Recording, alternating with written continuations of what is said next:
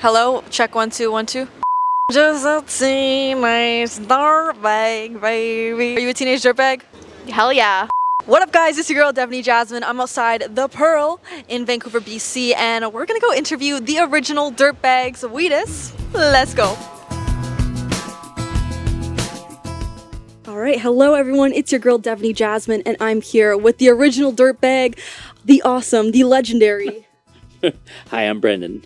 Hi, Brendan. Thank you for your time today. I got a couple of questions for you. So, I've been watching a couple of your interviews, and I'd like to ask about Teenage Dirtbag. In the past, you've said that the reason that the song has such a lifeness to it and a legacy is because people kind of take it and absorb it into their own stories and their own lives. Why is it, do you think, that people resonate with the song so much?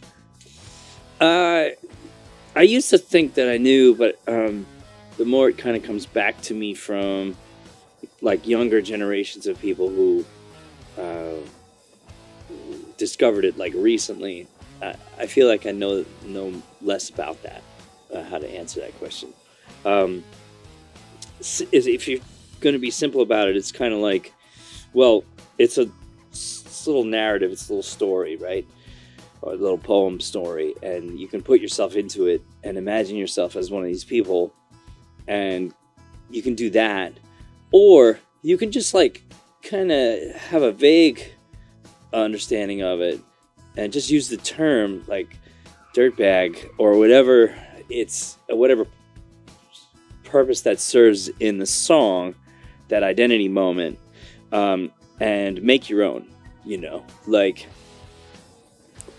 I used to do that with some songs, like Who Made Who by AC/DC and Purple Rain by Prince and a few others. I kind of saw myself in it in ways, and maybe it's because it's not. I used to think it was specific, and now I think it might be because it can be vague. It can be like shape-shifted into whatever you need it to be. So it's kind of a big umbrella and fits however people need it to fit. Maybe, yeah. Very interesting. Another question for you. I know that a lot of WHEATUS's career has been more independent after your departure from big labels. Why is that kind of creative control or liberation important to you? It's funny. It's like it's not like a stance. I just can't get into it if it's not something I'm making on my own. It stops being interesting to me, and I don't.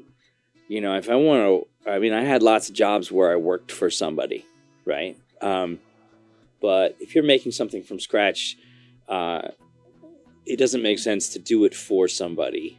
You do it for yourself, right? And that's how it comes out authentic. If you have like somebody else's checklist that you're supposed to hit, it's going to come out like shit, I think.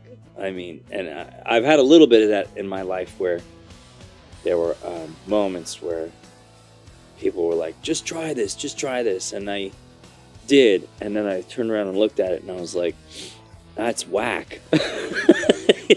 Like it just didn't feel right, And I think that the burning sort of like fuel of doing this is creating something in your mind and then getting to do the work of making it come out of the speakers. That idea that used to be locked inside your head is suddenly pumping out of the speakers in front of you. And it's hard. It sounds easier than it is. Like I just described it in a very like glazed over kind of way. Like it can be like Teenage Dirtbag was recorded 4 separate times to get to that point where it made sense coming out of the speakers and it was cool. And it was like the sound in my head was happening.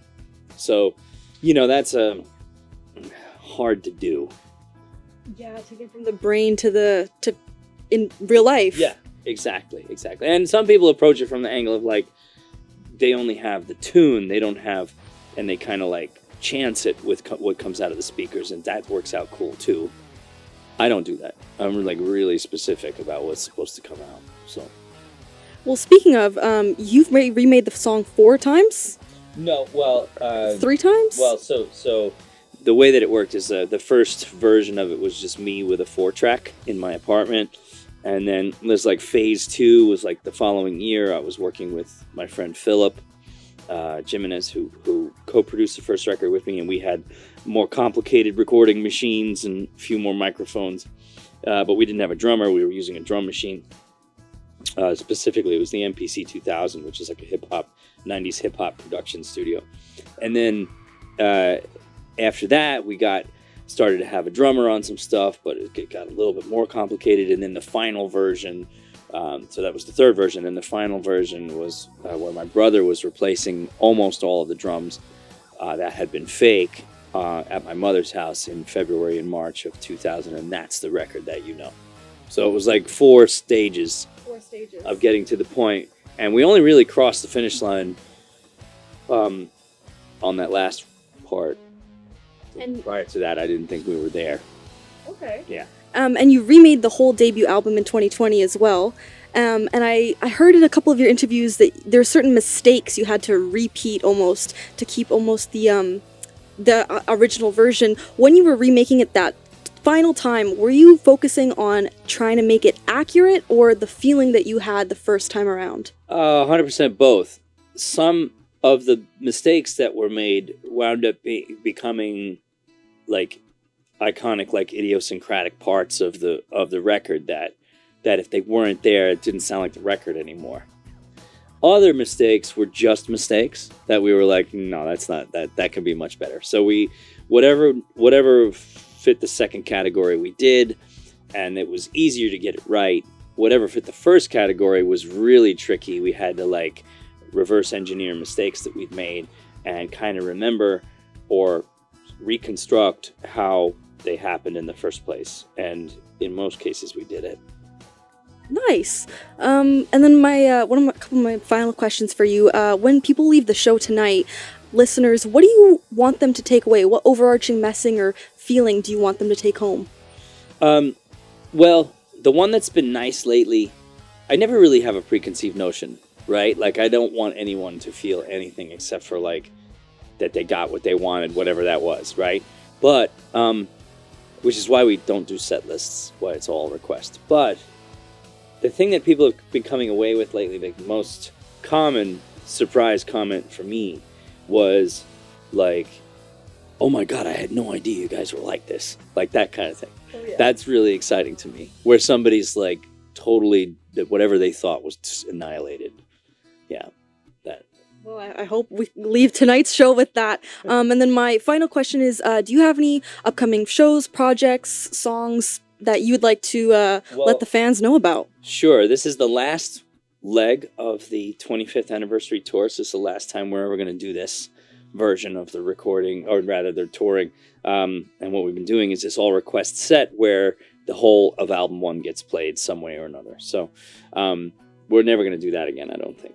Then after that, we have lots of rehearsal and prep and a few more tour dates in May. And then we have June off so that we can make our records. We have to make 3 records this year. An acoustic one, a covers record, and a brand new all original.